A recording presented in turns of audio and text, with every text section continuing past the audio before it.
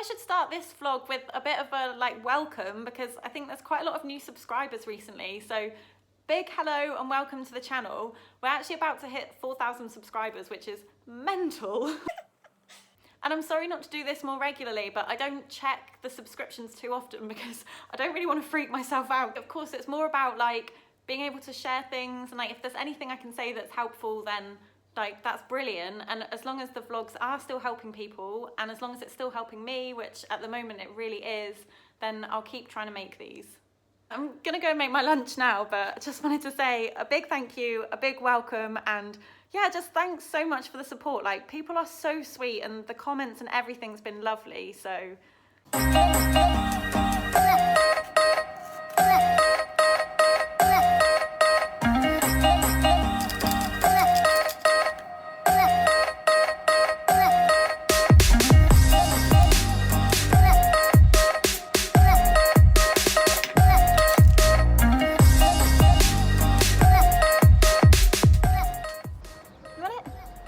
No. So for lunch I've got a smoked salmon and cream cheese bagel with capers, lime and red onion. Oh, and yoghurt, raspberries and strawberries.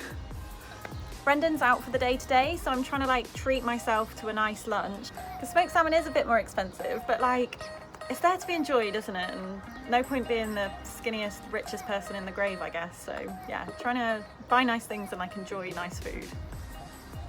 I'm also trying to put it together as one sandwich and just eat it as one thing, because that's a normal way to serve it. But there's this thing in me that kind of wants to eke my calories out and make food as much as I can make from it. It makes sense after having restricted so much that now when I come to eat, I want to eat as much as possible kind of thing. So I try and make my food spread as far as possible. And it's weird, even though I'm eating consistently and regularly, I still have that guilt at eating something in a smaller portion than I could have made it into. But I'm just trying to force myself really, because I want to be able to eat normally and sociably, and I don't want food to be something that I fantasize about and eat on my own and make into the best portion I can ever make of it, because it's quite a lot of pressure on your meal. And then if something goes wrong, you get really stressed out if food's not perfect. It's hard to eat in company because you end up doing weird stuff with your food.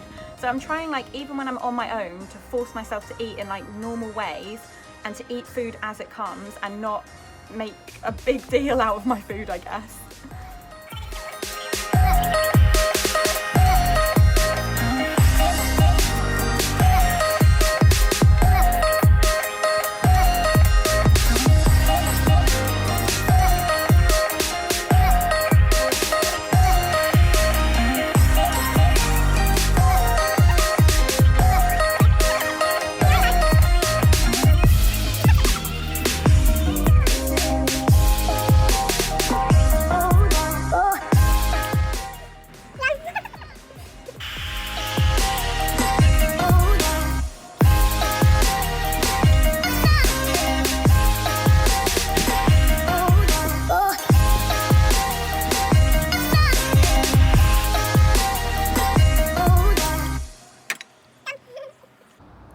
So today's been a little bit of a struggle, because last night Brendan and I got a pizza takeaway and shared a bottle of prosecco together.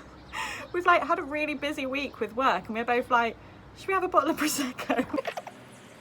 And it was fine at the time. I really enjoyed it, to be honest. We decided in the afternoon we were going to get a takeaway, probably a pizza, and I wasn't oh my god, I should have left something out of my breakfast or my lunch, because I was it doesn't matter, I'm not going to restrict in the lead up to it. So it's really nice to have that flexibility and do something a bit unplanned. And then when we had the bottle of prosecco, I was do you know what, I care a lot more about being in the moment with Brendan and enjoying time with him than I do about what I'd planned to have for the day and rigidly sticking to everything. And I wasn't that scared of it. I was what's it really gonna do? It's fine. And recently I have relaxed off a bit with my plan. I don't count calories. I have a dietitian who draws up a rough meal and snacks plan for me. And at first I was very rigid with it. I would not go a calorie over the plan. But I don't know, over time I've just I don't mind as much. I'm just more relaxed. And if I go over a little bit, I've done it a few times and nothing bad happens. It's not the end of the world. So last night I felt fine about it, really enjoyed it. We actually ended up falling asleep on the sofa at 9 o'clock. I think we were so tired from work, but it was just a really nice chilled night.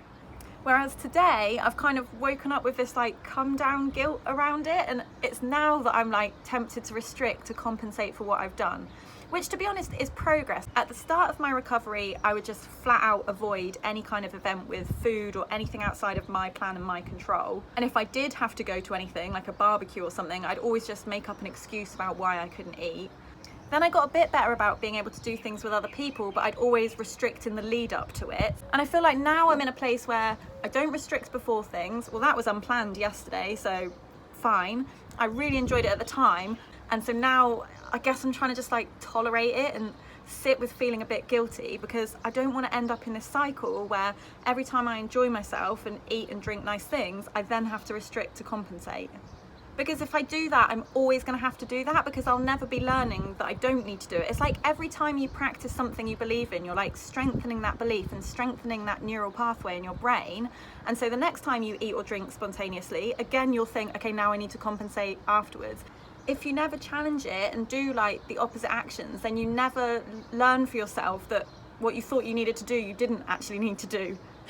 It's still kind of like automatic in my mind. It's still my default, and my brain is still very much wired down the route of if you indulge, then you need to compensate.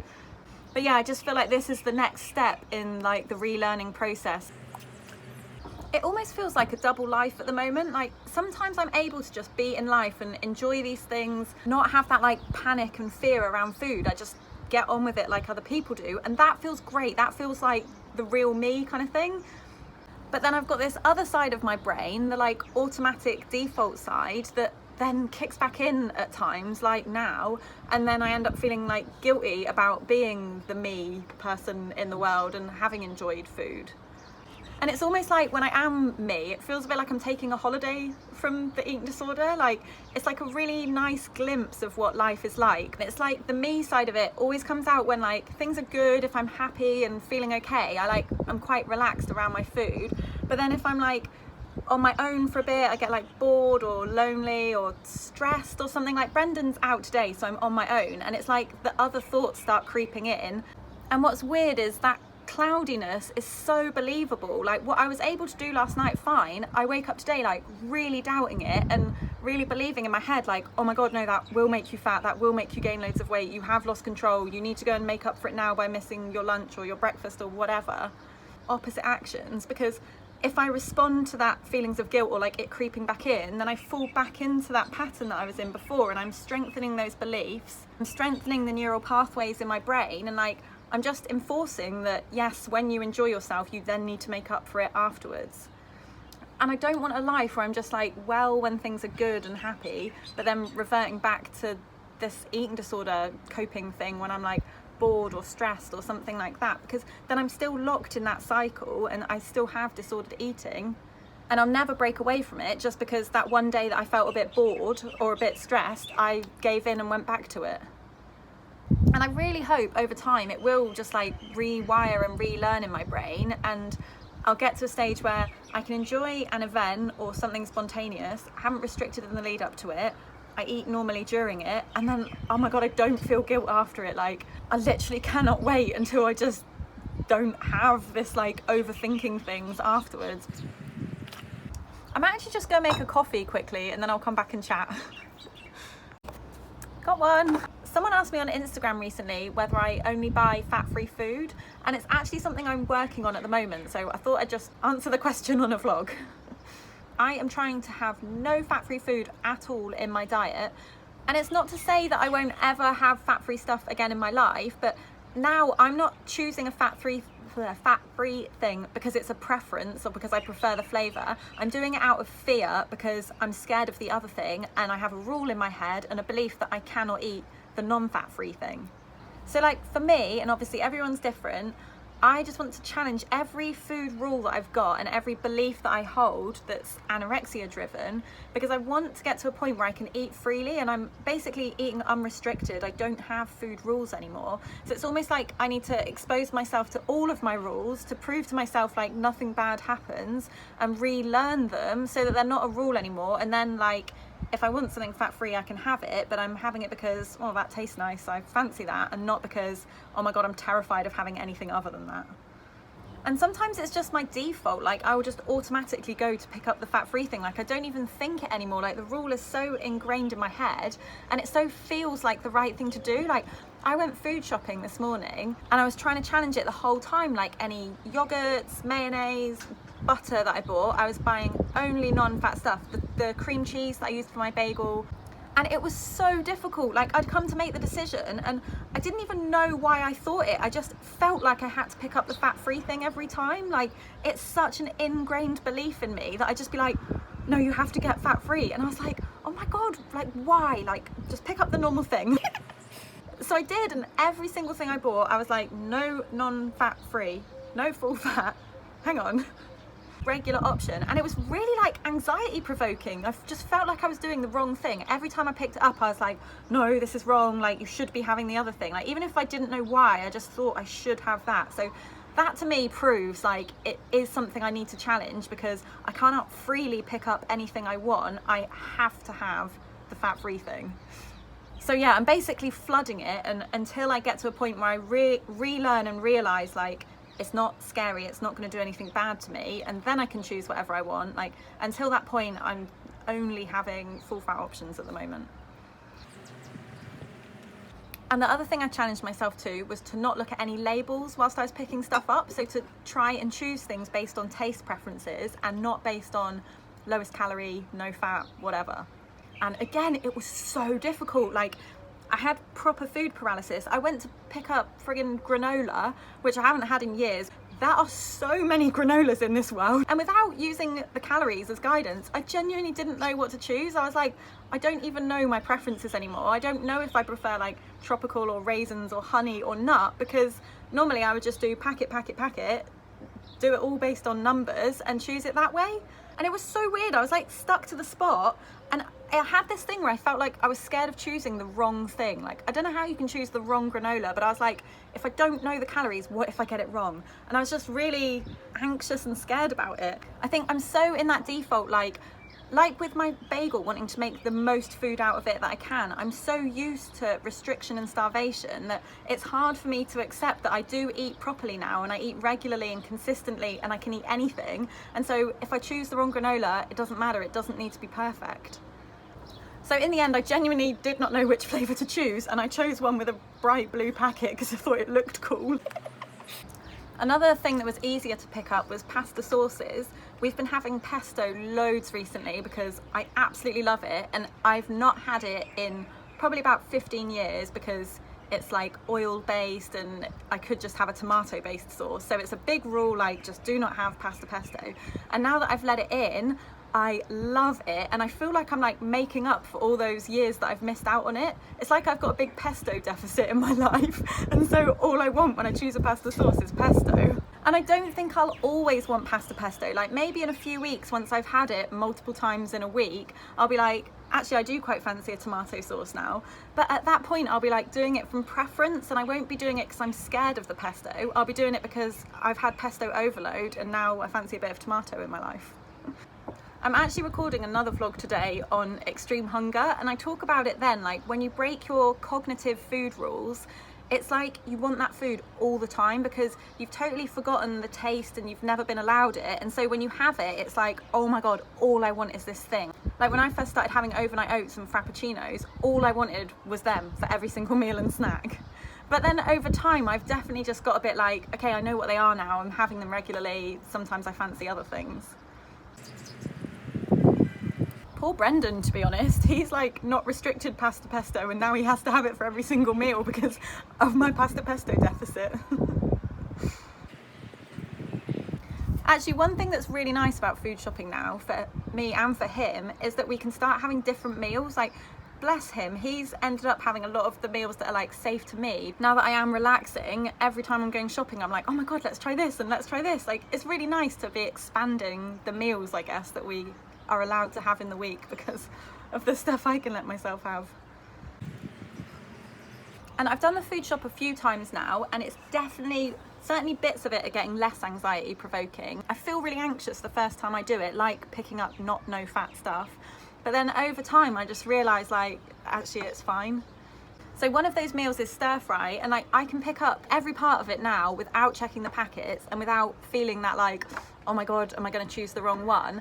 And genuinely, I'm like, if we've had chicken for a while, I'll be like, okay, let's get beef this time as a change. And it's not driven by calories, which is so nice and it's so freeing, but it's definitely come through just like practicing it again and again. And Brendan actually for months had been cooking all the food, portioning all of my food, basically taking all kitchen control away from me so that I don't have like those choices to make and room for anorexia to move in, or like temptation to fill my bowl with vegetables and give him all of the noodles. He took control of it, and at first it was terrifying because I was like, I don't know how much oil he's put in the pan, what if he gives me an extra big portion, what if the sauce he chooses is more calories than another sauce? Like, it was really scary. It was all the things I was scared of happening all at once. But I kind of did it, and I don't know, I guess I just realised like nothing bad happened. I didn't balloon up or get fat. I didn't lose control. He made a really nice dinner. It didn't need me in the kitchen like breathing down his neck, or me portioning it, or just me having kitchen control. And I think really it just broke my fear. And now like I can go shopping and pick up beef or noodles or a higher calorie sauce or whatever, and I'm not terrified of it because I know Brendan's done it and it was fine. So now I just feel like, oh, there isn't anything to be scared of, like what I thought was going to happen hasn't, kind of thing. It's also quite nice to go for a food shop and it not be like the biggest event in my day or like the thing I most look forward to, so I can just go and stare at all of the food. And I'm probably not as quick as I could be still. It's certainly not like an in-out experience because I took 20 minutes today to decide which granola to get. But like when I see some of the things getting better, like pasta pesto and stir fry, it makes me feel better about the other things, like choosing a granola and picking up non-fat things, full fat things. So this vlog's been a bit of a mishmash. Sorry about that. I'm actually recording a proper vlog as well today because I'm gonna be away for a couple of weeks, so I'm trying to record a couple more, so I've got a couple lined up to post, but I'm really sorry if I miss a weekend. I'm actually going home for my hen party. I'm getting married in the summer, so hen party, by the way, is like a bachelorette party if you're from the US.